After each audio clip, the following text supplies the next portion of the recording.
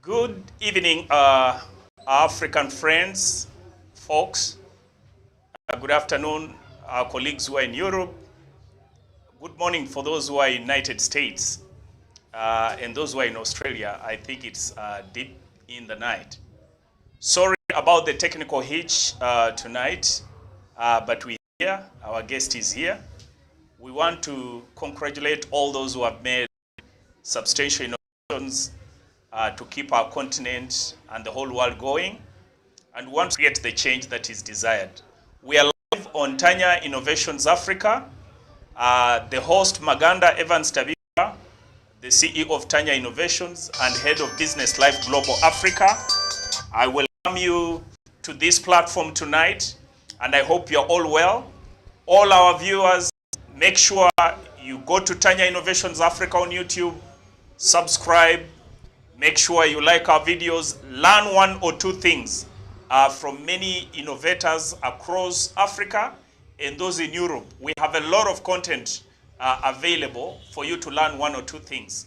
And in the world that is becoming complex, you can not only have one skill, you must keep on upgrading your knowledge. Ladies and gentlemen, I'm happy that this evening I have one of the African innovators, a colleague, I would say, by the name of Aaron Munga. I think he'll be able to make a deep introduction of who he is. He's an African himself. He lives in Dubai, but currently he's in Cameroon. Just like any other young man who was born one day on the African continent, and he's also causing the change that he wants to see back in Cameroon. Good evening, Aaron.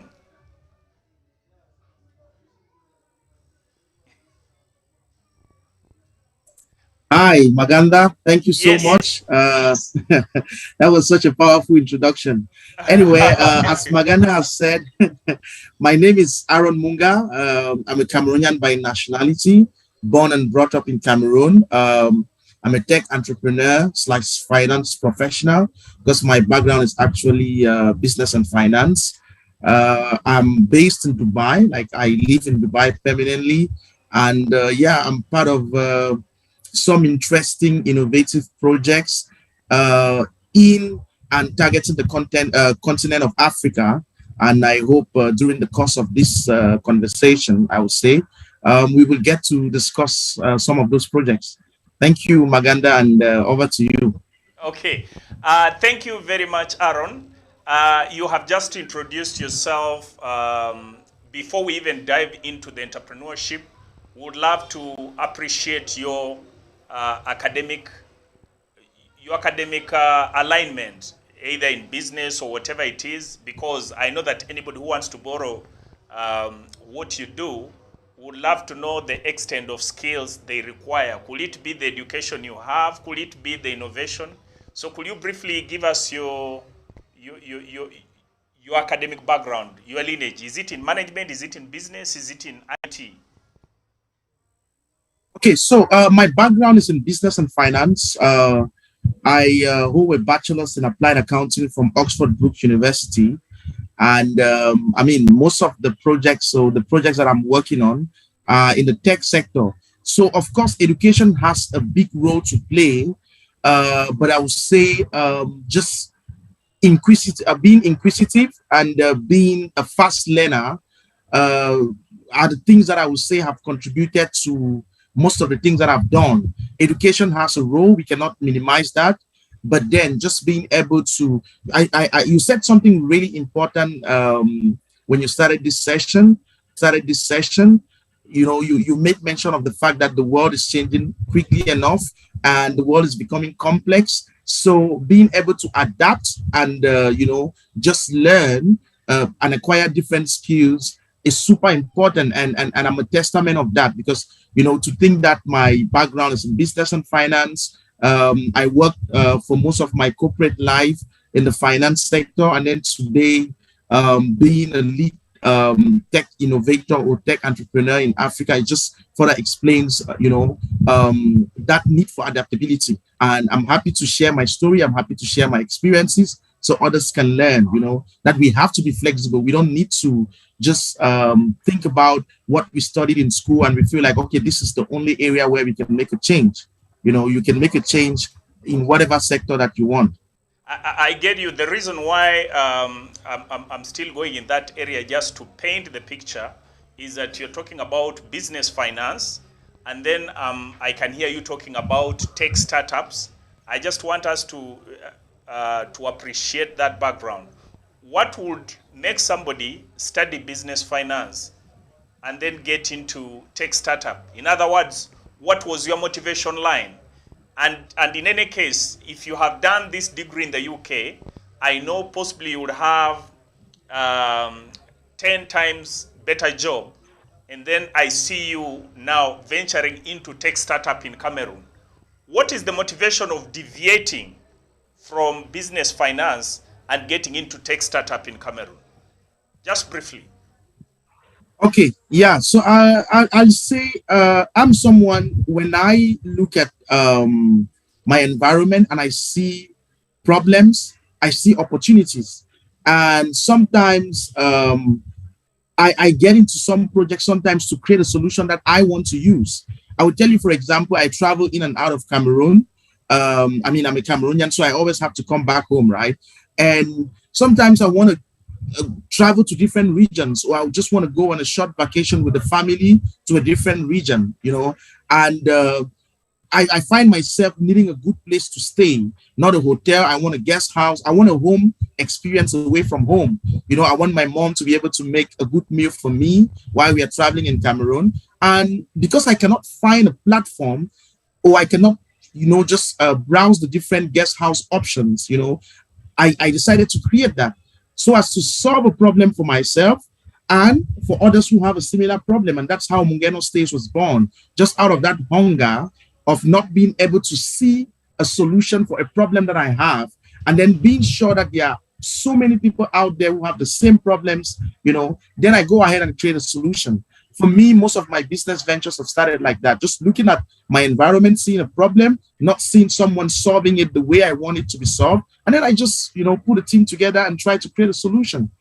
All right. Okay. I think that is pretty of, mindset, because, today we train young people in universities, in colleges, and our focus is mainly for them to get a job. So if somebody is in ICT, expectations are that you are looking for a company to work for. If somebody is in business, somebody will be expecting you to look for a managerial position in a certain company. But then these jobs are no longer available for everybody. So it appears to you, it appears from what you're saying, is that you went to school to get trained, but then you are focusing on finding solutions to the problems back at home, right?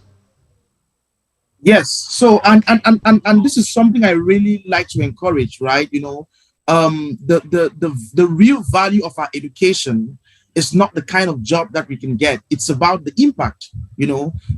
Personally, I read a lot on different subjects and so on, just to expand my horizon. And I feel like my real value to society is really it really have to do with the problems that I can solve. It's nice to get a job, but like you said, we don't have so many jobs being created nowadays, especially in the continent. But on the other hand, we have so many opportunities, because Africa, to me, is a virgin continent. So many things to be done, so many problems to be solved. So we need more and more young people to start thinking about entrepreneurship, thinking about using the education as a tool, to equip themselves to create solutions, which will end up creating businesses or enterprises that will employ the founders and create job opportunities for others. Okay, great. Now, one main great objective of Tanya Innovations Africa is to create the network about the Africans. We're starting to network rather than just solving problems. Maybe I'm from Uganda, and instead of putting all my focus in the country, we forget about what we can do for the continent. So first of all, I want to applaud you for the initiatives that you're doing back in Cameroon, because we feel Cameroon the same way we feel Uganda. And it even becomes much more realistic when we have these type of networks for people who are causing the change that they want to see. Is there anything you can tell us about Cameroon? We have viewers, for example, who could be in their ecosystem of their country, their tribe. We could be having a listener. Actually, we have listeners, not that we could. We already have listeners all the way from Busoga, some from Buganda. Those are tribes in Uganda here. And I've also gotten some people in the UK, others I think are from Tanzania, who are looking forward to listen to you.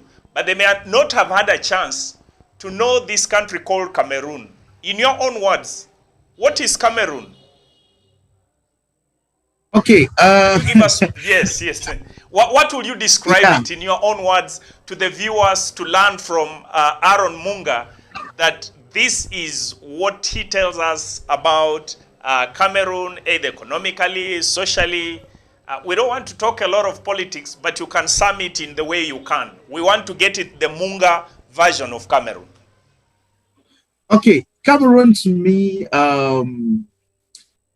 okay, and I will be a bit biased here, but I think I would say Cameroon is a very, very interesting country in terms of, I think I'll focus on the culture because this is something that is unique about Cameroon. You know, it's a very hospitable country. So if you're coming here, you should be sure that you will be received with smiles and people are willing to help. But away from that, Cameroon is a country that is really culturally diverse. We have more than 240 tribes, which means that almost a bit of everything you will see in terms of culture. It's just culturally diverse, more than 240 tribes, which means more than 240 sub-dialects or sub-languages, different ways of life, different feeding habits and so on and so forth. So if you visit Cameroon and travel Cameroon, you will find a bit of everything you will find in any part of Africa in terms of culture in Cameroon. So I really encourage, everyone listening to me or watching this show to visit Cameroon if you have not yet done so. And when you visit Cameroon, try and travel to the different parts of Cameroon and you will really appreciate the cultural diversity. Oh, okay. 240 you say? Yes, more than 240 tribes in Cameroon. That's big. Okay. Now, we've gotten some slight bit about Cameroon. We hope, they usually say that every man will always talk the best about his home. But we trust that you have given the facts as they are about Cameroon. But we thank you for being proud about Cameroon, also one of our countries in Africa. Now, we want to go back to the startup initiatives that you're currently involved in. I think the other one is about the housing app, the one that is able to screen different B2B, I think B2B houses in different areas. And then we have that other technological innovation. And then the third one, I don't know which one you want to talk about. Could you be able to dive into these startups, what they're all about, just for the viewers to appreciate how you started and how far, and then what is your idea? But basically try to paint what these startups are all about. Okay, thank you, Maganda. It's such a privilege, to be here and to have the opportunity to speak about the things that we do. So I'll focus on two things. One is Mungano Stays. Mungano is Mungenow. Mungano Stays. So basically, Mungano Stays is a platform that focuses on providing value in the travel and hospitality sector across on board all major guest houses across all of African cities, all of Africa's major cities. We started in Cameroon, but of course our vision is the continent. So what we want to do is bring together all the major guest houses or all the guest houses across Africa's major cities into one platform, so that anyone traveling within Africa from one city to the other or from one country to the other, review and choose a place where they want to stay and have that confidence to book and pay for their stay online and ahead of traveling, so that once they arrive, the guest house is ready to receive them. Wim.com and so on that are providing the same service. But what I always say is, first of all, the fact that Airbnb, Booking.com are not continents that are not companies or that were founded within the African continent and do not really have the African context is an issue to me. I believe as Africans, we can create solutions. We are best placed to create solutions for African problems, taking into consideration the African context. And something that we are doing at Mungano Stays, which is quite different, is we do the physical verification of each guest house. So every single guest house, and we started in Cameroon, every single guest house that you find on the platform has been physical inside. If we are saying you have air conditioning on site, these are things that you will find. So exactly what you see online is what is obtainable physically. So we are trying to give that trust, which is something that is lacking in the African digital ecosystem, that trust that what you see online is exactly what is available offline. And we have also taken measures to make sure that this particular way of working is scalable, and we hope that what we've done in Cameroon or what we are doing in Cameroon, we'll be able to replicate the same across the different cities in Africa. Now, I'll talk a bit about Switcher, which is a project that I'm really proud of. Africa's maybe before blockchain, you go to Switcher, okay. Before you go to Switcher, let's go to this housing project. Yeah. Okay.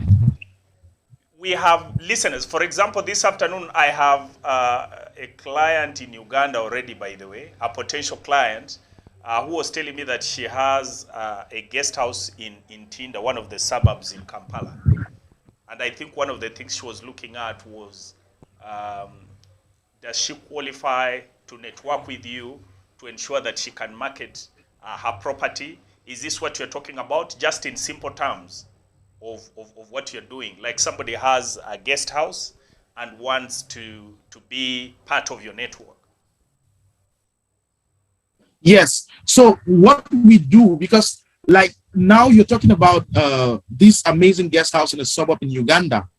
It's there. They've done the investment. They've done the hard work to make sure the place is comfortable for travelers. But if travelers don't know that these guest houses exist, how do they ever find them? So the value that we provide to guest house owners is we bring these guest houses on our platform, which is available online, which means someone traveling from the USA to Uganda can really search and make a booking online even before traveling to Uganda. So this is the value that we bring to guest house owners. We help to expose the guest houses to potential tenants, I would say, or potential travelers who can, and hence increase their booking rate, because more people get to know about these guest houses and they can actually make a booking and pay in advance. So that's the value to the guest house owners. Now, the value to the travelers is you have that confidence that we have done the legwork. We have done the hard work of going to these places, physically verifying that they exist,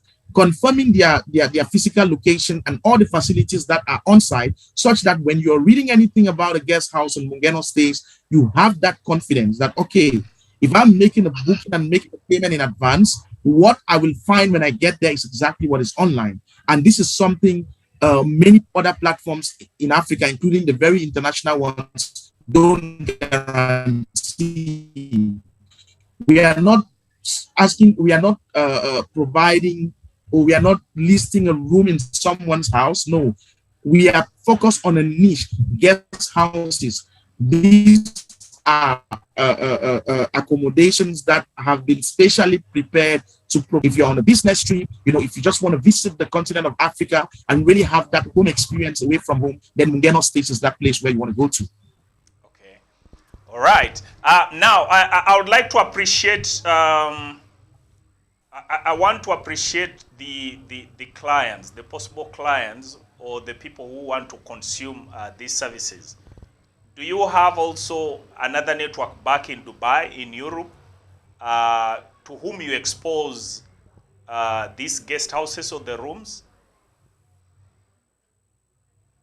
Yes. Or so, you are looking at random clients who want to come to Africa? Oh, see, we have two major client personas, customer personas in mind. One, we are looking at the African diaspora. Like when I visit Cameroon, I want to have if I'm not going to my home region, if I'm traveling to other parts of Cameroon, which is what I would encourage a lot of us Africans to do, because most of us are knowledge about even our own countries will be limited to one or two cities. But there's a lot. I started traveling around Cameroon, and I can appreciate what the African diaspora, when you're traveling back home, you want to go to Mungano Stays and find a good place where you can receive your guests, you can have your family around, you can enjoy a home cooked meal, you can get some work done while on vacation, and so on. And so, who are just visiting the continent for the first time, they want to be sure about their security, their safety. They want to be confident about the places where they are going to stay. They want to have some basic facilities that they have, that they cannot do without based on their lifestyle. And that's where Mungano Stays comes in. So because of the persona that we have in mind, our marketing strategy is mostly especially in Cameroon, where we've started, we go to blogs that have a good diaspora following, and then we try to just, generally market on the internet through SEO, that's search engine optimization, so that when people search on Google for places to stay in Cameroon, they can always land on Mungano Stays. Okay. Wow. Okay, that's a powerful one. I think we shall be able, in the interest of time, we may not be able to dive more, but I think that is an interesting area, especially when you talk about our brothers and sisters in diaspora. We need a lot of travel to learn about different countries, cultures, and I think that's a possible good area to allow us to appreciate, because we talk about Africa, but the truth be told, people go out, when they get back, they go back to their home countries in the village, then they go to their cities in one single country, and they don't see reasons why they have to network. Yeah, so I think that's an important idea. Could we go to startup project number 2? Yes. So Switcher is Sub-Saharan Africa's first blockchain remittance application. And we all know that Africa relies a lot on remittances. The World Bank figures estimate around $49 billion remitted to Africa every year. And of course, we all appreciate, especially someone like Maganda based in Africa, we all appreciate how expensive and how difficult sometimes it is to, transfer funds or just do business between, within Africa, transacting from one country to the other. And that's why we created Switcher. Our goal at Switcher is to simplify remittances to and between African countries. What we really do is we make remittances affordable. That's value for money. That's remittances to and between African countries affordable, or let me use the word cheaper than any other player in the market.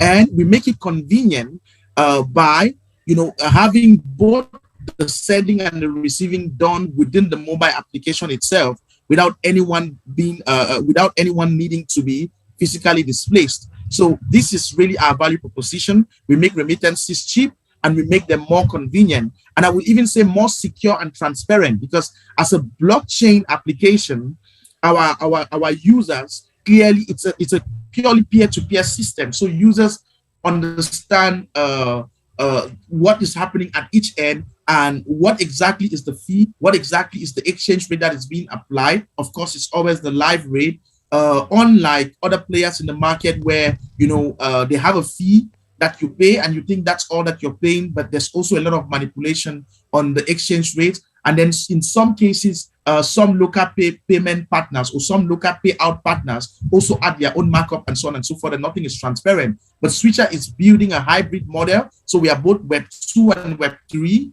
and we hope to build the largest settlement network across the continent of Africa. Our goal, 2-3 years down the line, is to make remittances from the rest of the world to the African continent completely free. And how we plan to do that is to move the transfer fees from the sender to the businesses. It's a long-term vision. Right now, there is a small fee, but our goal is, in the long run, someone should be able to send money from the USA to Maganda in Uganda without paying any fees, because we are now going to move the fees from the individuals to the businesses. Wow, that looks powerful. But I don't know, being an entrepreneur, the traditional entrepreneur would be that I need to get as many clients who are going to pay as much fees for me to survive in business. I think that's I don't know where your motivation comes with that type of model. Yeah? Oh.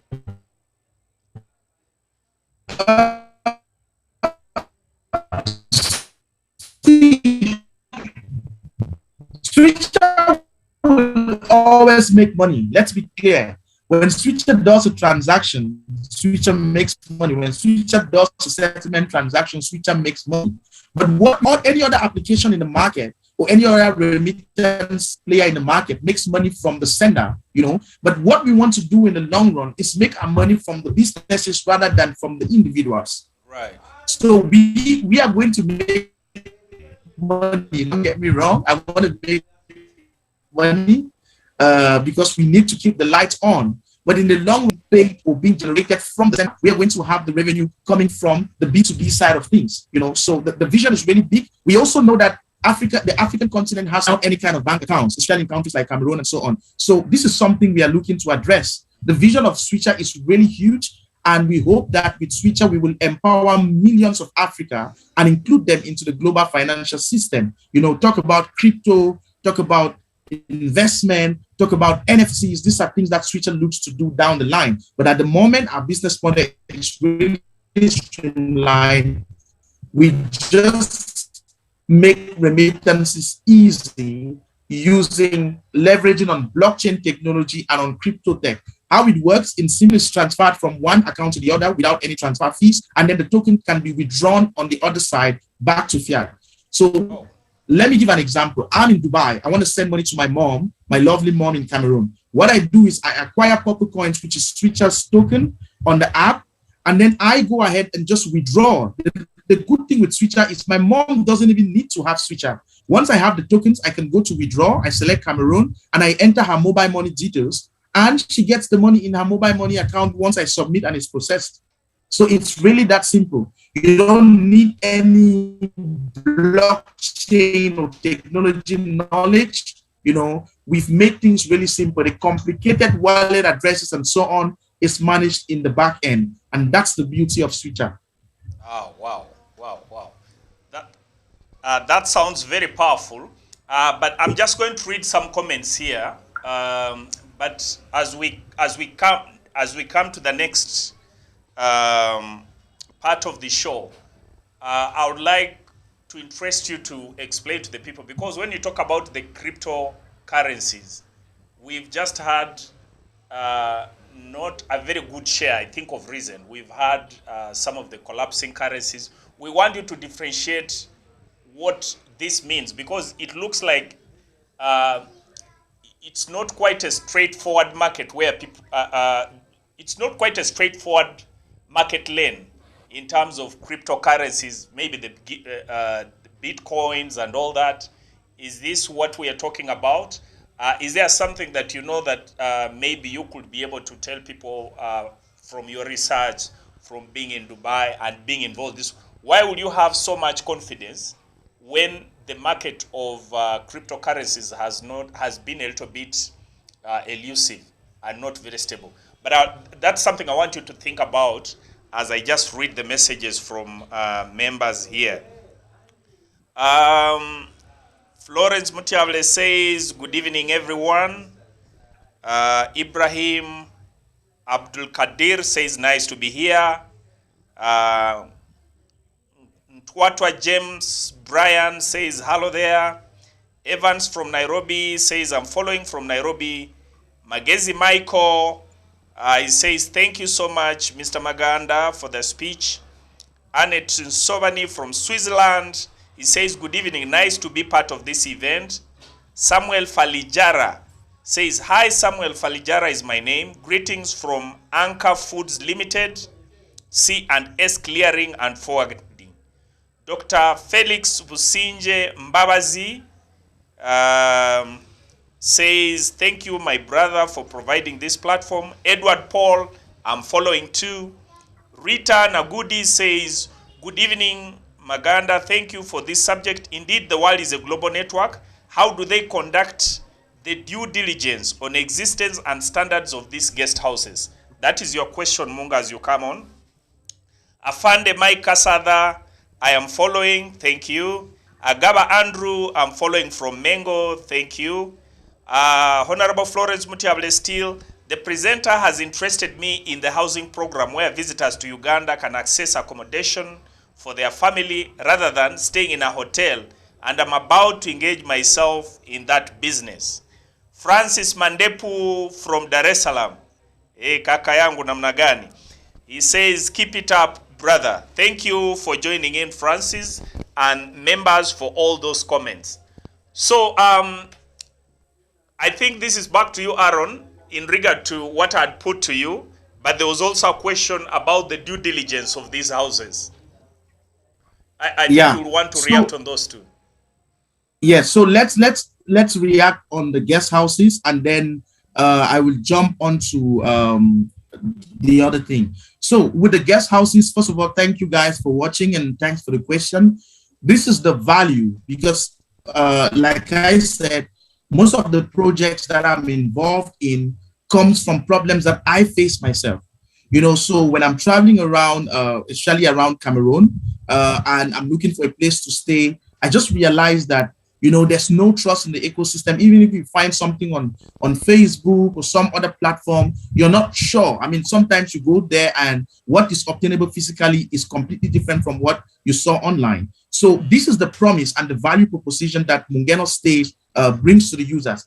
Each and every guest house that you find on the platform has been physically vetted. What I mean by physically vetted is a team, or at least someone from Mungano Stays, has gone to this guest house, have visited the place, like confirmed the physical location, have reviewed the facility. So every single thing that we mentioned on the site, because of course, when you are reviewing a guest house, we'll tell you how many bathrooms, how many sleeping rooms. We will explain like all the conditions and so on. So these things have been checked, you know, and we can confirm and we vouch that when you see something on the platform, that is what you will find when you go physically. No other platform can, you know, say this with so much certainty. So we don't want to go too fast.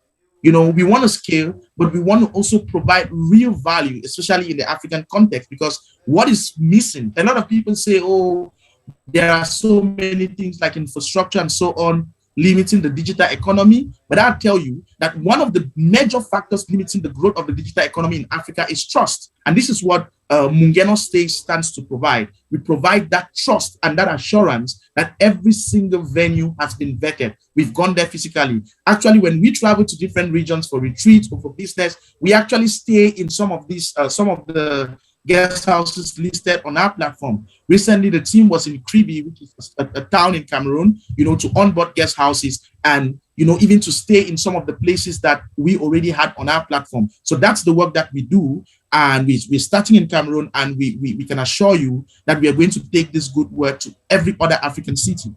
So that's it for the guest house question.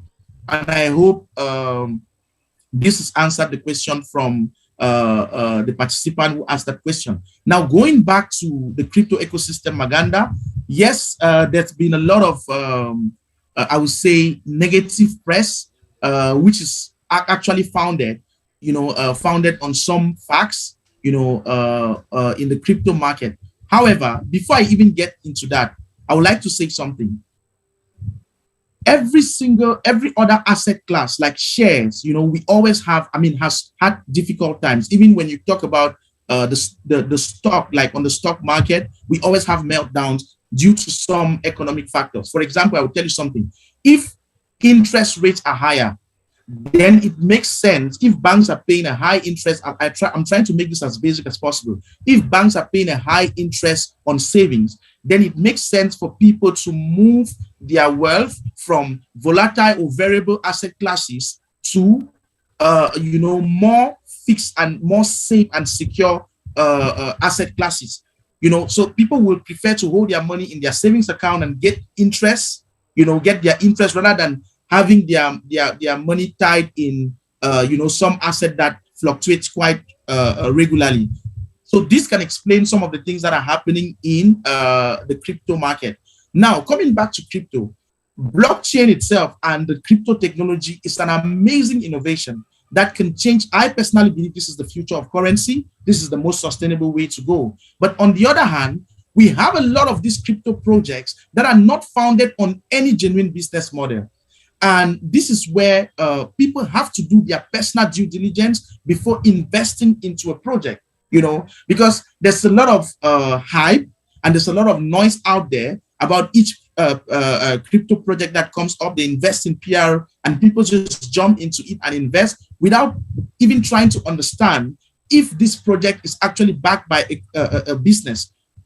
As Switcher, we did not come out there to say, oh, we are launching, this crypto or this token and please bring money. No, we started by building a business. Our core value is providing a remittance solution to and between African countries. Now, as a Web3 company, there's a token tied to that. And that token has real value because it's backed by a business. If every crypto project out there follow this same pattern, then we will have less crypto crashes. So Switcher is building a genuine business, and that business has a token. Now there are two token classes. One is the token that has a fixed value, which is basically a medium that we use to make remittances easy.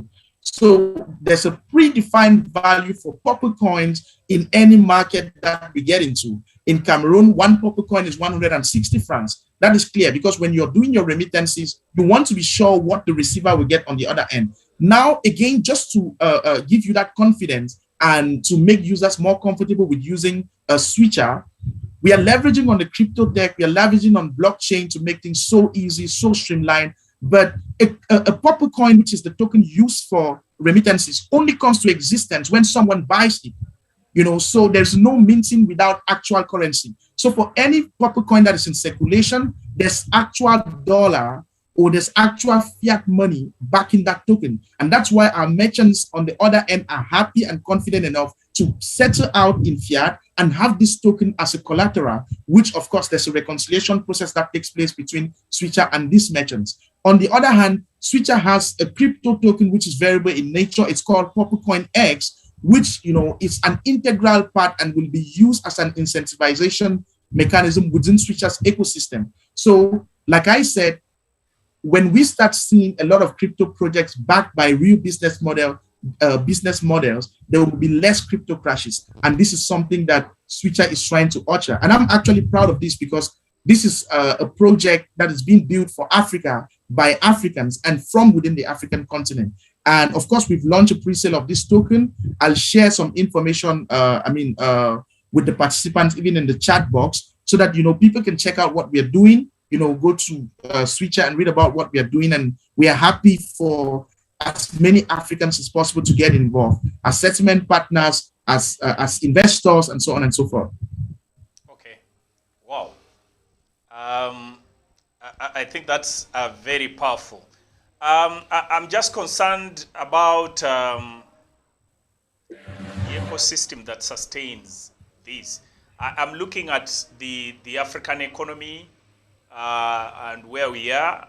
I don't know, what do you see for any person who would be interested to engage in this type of business, especially with the type of ecosystem we have in Africa? Yeah, so I will say, just like for me as an individual, it's super important for individuals to learn or to get into the habit of doing a lot of due diligence, like personal due diligence, uh, before you get involved in a project. Try and understand what the project is all about. Be sure that it's a real business case. It's addressing a real problem, and that problem is important to you, and then you can get involved in that project. There's a lot of background digging that you have to do before you get involved in a project. And I'm always open. I'm always available to talk to my users, to talk to just any interested party, to explain. And we are doing an effort as well to put a lot of information out there, create a lot of content to educate people, not only about Switcher, but about crypto tech, because I believe this tech can make a very big difference, especially in the African continent, where, we have very little innovation in the financial sector. Crypto can make a very big difference because it's decentralized, it's peer-to-peer. However, when it comes to, I remember I was on a panel with the African Union talking about, financial innovation in the continent of Africa. And I said, I personally believe that crypto, digital currency, let me not use the word crypto because the word crypto scare a lot of people. A digital currency is the way forward for a Pan-African financial system, because it's a technology that's available. We've seen the advantages over the conventional system, because the conventional system has been in place for 60 years with no innovation, and crypto is coming. It can make a difference, but we need to get involved. So we want a lot of people to educate themselves about this technology, because less than 5% globally have actually understood what this technology is all about, and the value that this tech can bring. So I encourage a lot of people to read a lot about technology. Go to Bitcoin's white paper, which is the first of these cryptocurrencies, and read about it and see the value that it can bring. And also for governments, for regulators, for institutions, banks, and so on, they need to jump on this and educate themselves as well. Because for this to work, there has to be some kind of regulation in place to make sure that people are not just jumping from here and there and creating all sort of funny projects that have no real value. But for that to happen, people need to understand, because I feel a lot of people fear this technology because they don't understand it. So my advice to Africans, my advice to young Africans is, please read about this technology. It's amazing. It can do a lot of amazing things. It can solve a lot of problems that we have in the digital ecosystem in Africa. But we need to first start by understanding what this is all about. Okay. Wow, that looks great. I would think that you would want to find ways of making this part of the conventional education system. Because I ideally think that if this information remains in the industry and it does not have a way it gets into the mainstream, there's no way it's mainstreamed in the maybe our curriculum, or maybe having topics or subjects like maybe digital innovations, or I think if we have this in the mainstream, then it will be able to help our young people, young girls, young boys who are coming out of these universities, colleges, to come up with innovations in this direction. And I think these days, that's why, for example, Tanya Innovations, we believe that talk to one Munga, get the idea that he has, and then we are going to have this information available to cascade it across the African system, to for as many people to at least appreciate what you are saying. Because you see, I think education at higher level is very expensive, yeah? But every innovation that we have, we need to find a way in which it trickles down to as many people to start having joint nodes, yeah? So I think we're going to network with you as Tanya Innovations. The good thing is that you're already part of us, to be able to see how do we get what is inside your mind to get into other people who could be able to appreciate what you're doing. And therefore that causes that multiplier effect to African continent. But I want to thank you. Those are very elaborate and good innovations that you are involved into. Just before we go to the next part, I would like to appreciate the Namasagali alumni. I was coming today, I'm dressed in the Namasagali alumni t-shirt. I also enjoying a cup of tea from Namasagali College. They have a reunion at the end of this month on 30th and 31st of July. So we call all the alumni to be able to pay in their subscriptions to enjoy the day. Tanya Innovations will be live broadcasting the bicycle ride from Kampala up to Namasagali College. And please, viewers, I think you'll be tuned on that day to enjoy the reunion of NOSA. So we want to thank the organizing committee that is putting things together. We want to thank Mr. Becker Magunda, okay, right from Nigeria, Dennis Matanda from the United States of America, Maureen, Mama alumni in the UK, who has also been elected as a councillor in the United Kingdom. Congratulations. And many other people who are serving to make sure that this event becomes successful. So please join on 30th, 31st to make the feel of what Namasagali has always been. Okay, back to you, Aaron. Any other thing that you want to, any closing remarks or something in particular that you want to talk about your startups, any last call that you want to make to any other people, other people who want to partner with you or businesses, or maybe a call you want to make to Africans now that you have come up with these type of innovations? Okay, first I want to thank you, Mr. Maganda, and the entire Tanya Innovations team for this wonderful platform and for the opportunity, you know, to share my story and talk a bit about the projects that I'm involved in. So thank you guys very much. It's amazing what you guys are doing, and I pray that, you know, you keep it up, you know, bring more innovators to African innovators to share their story. Now, my call to everyone is please get involved. You know, we all talk a lot. You know, when you go online, you see a lot of people, especially the African diaspora, talking a lot about how beautiful the continent is and what could be and what is not going well and so on and so forth. My call and appeal is let's not only talk, let's get involved. We've traveled, especially the African diaspora, we've traveled out, we've seen how things work, you know, in terms of governance, in terms of business. So all of us cannot make a difference in the same field. I am trying to make a difference in the digital economy. You could be making a difference in retail. You could be making a difference in whatever sector, in F&B, in politics, and so on and so forth, you know, in the social, the social services sector. So whatever we've learned in the diaspora, let's bring that knowledge and help to improve our continent, because we can make the change.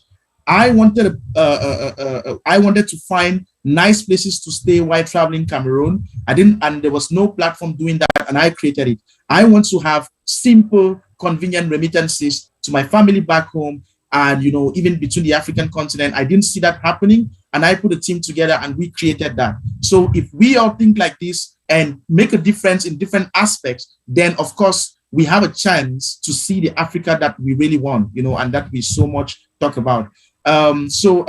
Before I go, I would say if you would like to get in touch with me, you know, to just learn more about any of the projects I'm involved in, I'm going to drop an email address or email addresses in the chat.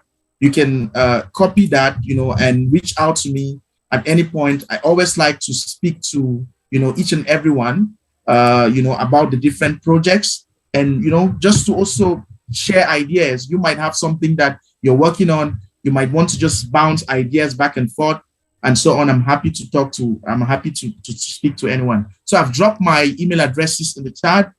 You can get in touch with me through any of the email addresses for any of the different projects that I talked about during this session. And thank you so much, Maganda, once more. Thank you very much, Aaron. Although I still have some few, okay, I see what is trending. UG saying also alive. Okay, I think that's just a comment. But from Annette, somebody says, how does one register to your platform? Yeah, so for Mungano Stays, it's a web platform, and I'm going to put that in the chat. It's www.munganostays.com. So you can visit, you can just click on the link. And for Switcher, it's available on Google Play and App Store, but you can also find the links on the landing page. So I'm going to put that www.switcher.com. You go there, you click on either Google Play or App Store icon, and you can get to the various stores and download the application. Please have a look at the platforms, get in touch with us, get in touch with me. I'm always happy to, to talk about these projects. And before I go, let me take this opportunity, Mr. Maganda, to appreciate my mentor. And, I can give him so many names, Mr. George Abraham, for even introducing me to Tanya Innovations. It's always good to show that gratitude. I'm happy to be part of this ecosystem, and I really appreciate him for making that introduction. Thank you. Okay, so ladies and gentlemen, I think it has been a powerful session. I just want to encourage Aaron Munga that Tanya Innovation is always an open door. What we do is we network, we make things happen. The clients and the impossibilities that we'll imagine, that is where we muddle.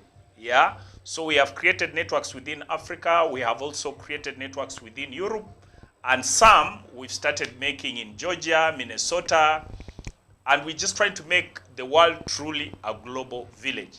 So we want to request you that when you're in Cameroon, for example, Uganda is your second home. When you get to the Tanya Innovations Africa platform that we have just joined, we have representatives, for example, from Sierra Leone, we have from Tanzania, we have from South Africa, we have from Zimbabwe, Botswana. So what the idea we are thinking about is that you don't just have to have these beautiful ideas and you are struggling within a very small ecosystem. This idea can actually be propagated across the globe. And all those people who are on Tanya Innovations Africa are actually part of your ecosystem immediately. That's why you're seeing we're having people from Switzerland who are already members of Tanya Innovations listening. We have others who are from Kenya. Yeah. So that multiplier effect says that you don't only have to limit within the friends that you have made. You have created a new family, and especially as far as the Africa is concerned, if you want to do any project in Kenya, you don't have to start making those new inroads. Just get in touch with Tanya Innovations, and we shall be able to make those connections. Another thing is that we're planning to have a Pan-African, how can I call it? We're planning to have a continental conference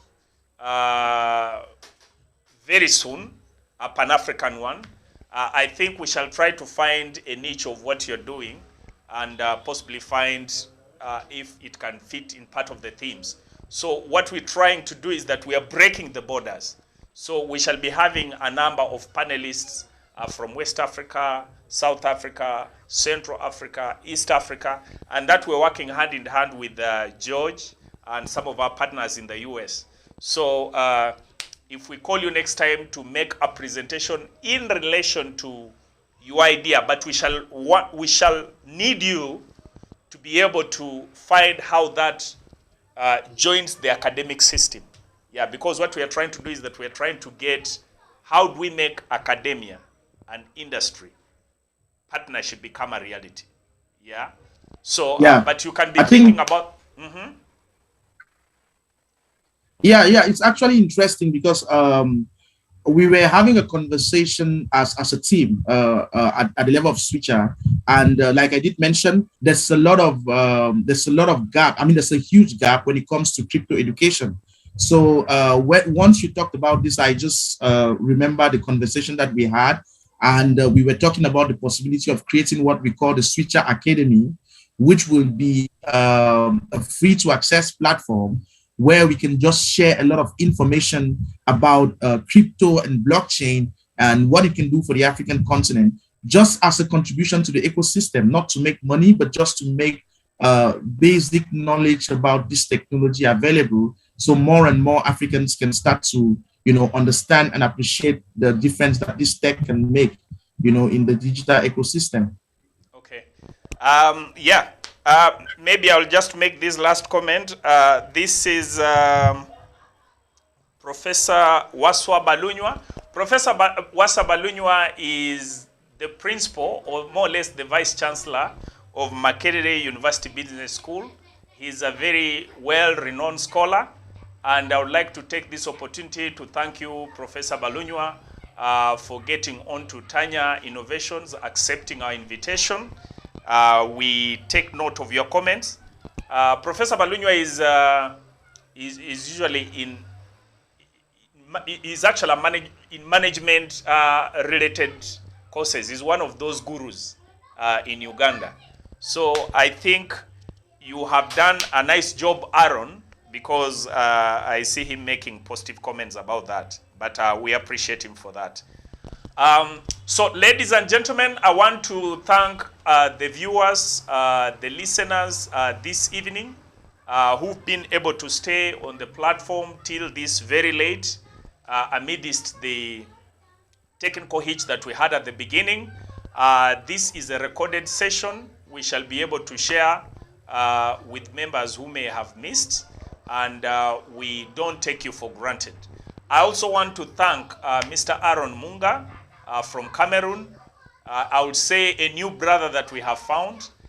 We have a lot that we need to share to make Africa what we want to see, rather than complaining, or the politicians, or the councillors, or the ministers. We want to start with the small things we can do at individual level. And I want to say that, Aaron, we are very proud of you, of what we are doing. We hope that after this talk, we can now go into action partnership and create that difference. Maybe, who knows, maybe some few years down the road, we can now talk about the Africa, because we already a family, and we can be able to see what we can do to create the Africa that we really want to create. So thank you so much. Have a good evening. I know you're 2 hours behind us, and pass our regards to your lovely mama and your family back in Cameroon. Thank you so much, Mr. Maganda, and thanks to everyone watching and the Tanya Innovations team. Thank you. Thank you.